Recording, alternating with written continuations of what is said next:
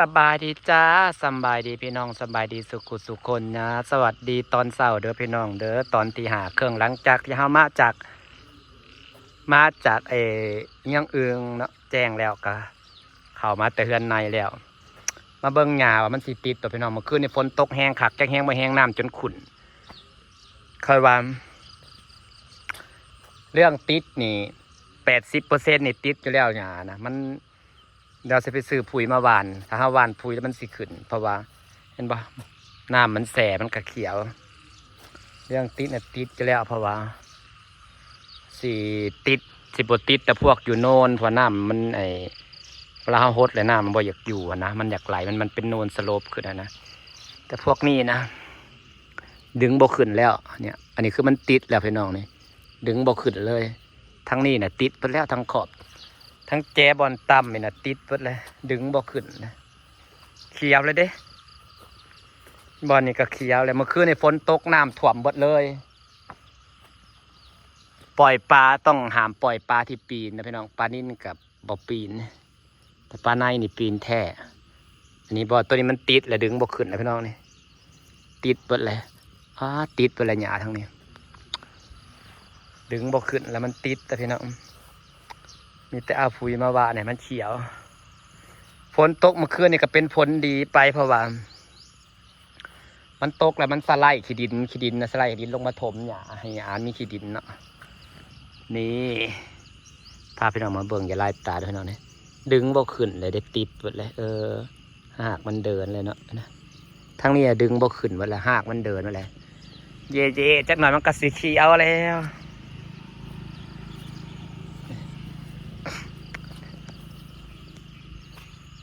เห็นเรื่องๆนี่ก็ดึงบ่ได้ขึ้นเด้อนี่เด้อมันติดเลยหนักมันได้เขียวซื่อๆมันยังปรับสภาพอยู่นะพี่น้องนั่งเนื้อกับมันได้เขียวฝนตกเมื่อคืนนี่แห้งคักฝนตกแห้งอะไรพี่น้องเมื่อคืนนี่ป้าสิพาพี่น้องไปเบิ่งน้ำน่ะล้นให้ล้นคันนี่สิติดยากไอ้ทั้งเนินนี่แหละพี่น้องมันเป็นเนินเนาะแต่ก็จะพากระดึงบ่ขึ้นเลยได้ติดคือกันละมั้งนี่ขี้ดินเมื่อคืนนี่ขี้ดินสไลด์ลงมาถมในแห่งสิติดแล้วบัดนี้โอ้ยมันกระดึงบ่ขึ้นคือกันเลยเด้สิพาพี่น้องน่าจะ90%เห็นไหมพี่น้องตายก็ตายดำหน่อยเลยอยู่นอกนะก็เขียวเบิดเลยเขียวเบิดเลยมันยังไม่ได้กินปุ๋ยเพิ่นว่าให้เอาปุ๋ยมาหว่านไปเอาปุ๋ยเขามาหว่านก็เอาปุ๋ยเร่งเลยเพิ่นว่ามาเบิ่งสีเขียวพี่น้องเอ้ยฝนตกแห้งแท้แห้งว่าเมื่อคืนนี่โอ้ยขอเลยดีใจว่าสั่นพาพี่น้องมาส้มสวนกับพี่น้องตื่นไปยังอื่นแต่ตี 3กับแม่น้องตีสอนฝนตกแห้งมึงในมักกะทันข่อยนะปีนี้นะซ้ำสิกินหัวงามันหลายข่อยปะงามันออกหลายพวเอาก็ใส่พุ่นใส่พุยมันเต็มเดี๋ยวสร้างอันนั้นไป10 กิโลเจ้าว่าหญ้าค่าเนี่ยมันทนทานอะไรเนาะอันนี้ทมขึ้นเป็นเท่าไรเม็ดเนี่ยจะว่าได้หญ้าค่าสิขึ้นมาอีกนะเอายาคุมหญ้ามันสีดไปปะสีดไปหญ้าค่าขึ้นท้องหญ้าค่าขึ้นบ่ไหวมีแต่หญ้าค่าพาส้มสวนสีเขียวคอยไปส้มน้ำพี่น้องเอ้ยฝนตกเมื่อคืนนี่ขักไปแท้เอาเนี่ยไซเกาหลีมันได้กินฝนนะป้าของเล็กเก้าเขากันเนี่ยถึง10 วันได้เขียวเนี่ยไปกระงามเนี่ยพี่น้องหน้ามันยังขุ่น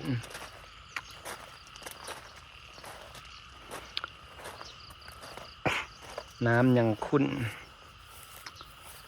จ้ะฝนตกแห้งขักเลยเมื่อคืนนี้วัวดอกกระเจียวข่อยหอดปะเนาะสั่งไป10 กิโลละ150,500เขาจะปลูกถั่วเบิดเนินเลยเขาจะเป็นป่าดอกกระเจียวเสียหญ้าแล้วกับป่าดอกกระเจียวเนี่ยจะเบิ่งไซเกาหลีข่อยมันกำลังโอ้ยดอกอันนี้งามดอกแก้วทำสีหอม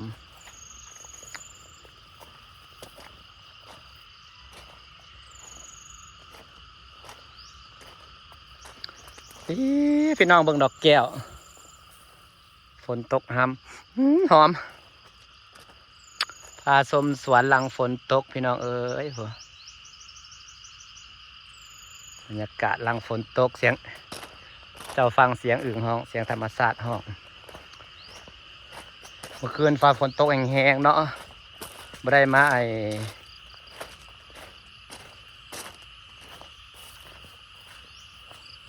โอ้ได้มาตัดต้นชาดัดเดียวโอ้บ่งามต้นมะพร้าว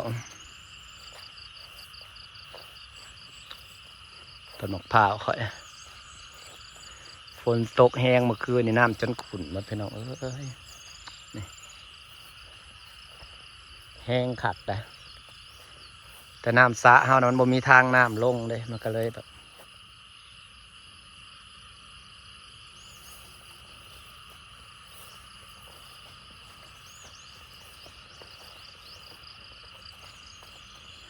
น้องนี่โอ้ได้น้ำหลายเติบเด้อเห็นว่าแล้วก็ได้แต่กระขุ่นแน่พี่น้องเพราะว่ามัน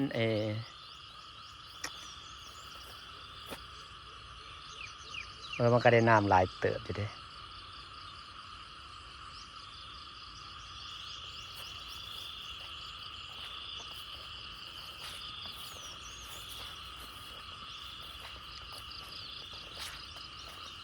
ข้าว2 ต้นอีกครั้งนะครับฝนตกเมื่อคืนเนี่ยไม่ได้มาหลัดปลาแล้วมากลางคืนไปกลางเวรเนี่ยมาหลัดปลาเลยต้นมะพร้าวเนี่ยก็ใหญ่บัดเลยน้ำขุ่นบัดพี่น้องเอ้ยฝนตกแห้งเติบได้พอจนน้ำก็ขึ้นสูงหลายเติบได้ประมาณน้ำขึ้นประมาณไหวมันเป็นศอกหนึ่งพอดีนะน้ำยืงขึ้นเกือบศอกพอดีนะแสดงว่าพน้ำมันมีทางไหลลงในน้ำตกไปได้กลางบ่อซื่อๆพอดีจะเสียหอดตีนน้ำตก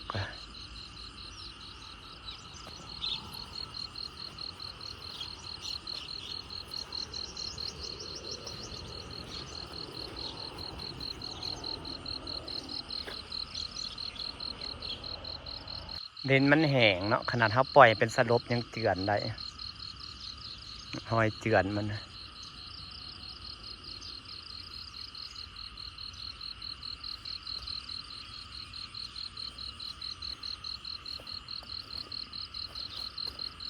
เจือนเขามาลายเติบเป็นพี่น้องหอยขี้ดินเจือนเขามาลายเติบ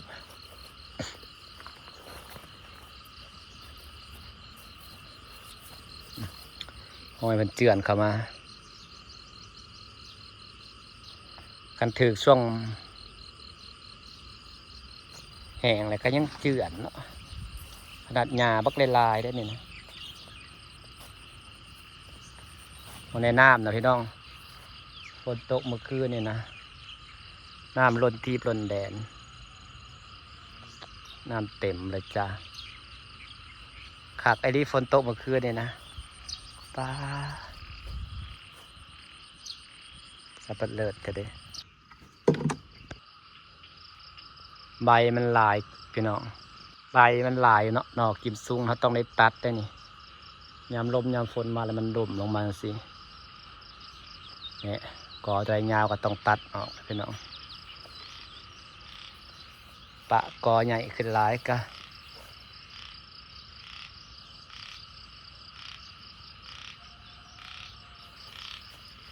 ปะขึ้นหลายกะสีดูแลยากนอมันขึ้นลายแล้วจะหน่อยใหญ่ขึ้นซ้ำครึ่งนึงแล้วก็ตัดออกไปนี่กอมันก็ไว้ซ้ำนี่เลยเนาะ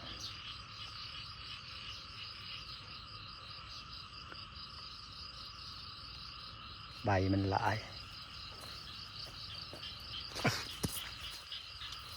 โพดว่าฝนขักแอลีพี่น้องเมื่อคืนนี่นะป้า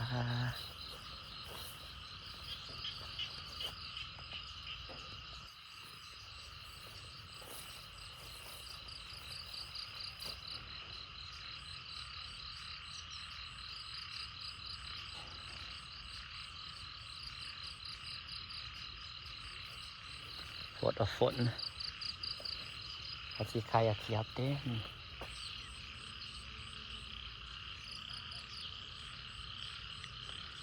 ฝนแถฝนว่าสิฝากบรรยากาศไว้ซ้ำนี้แล้วพี่น้องจ้าสบายดีแล้วไปซื้อฝุ่นมาบานหยาก่อน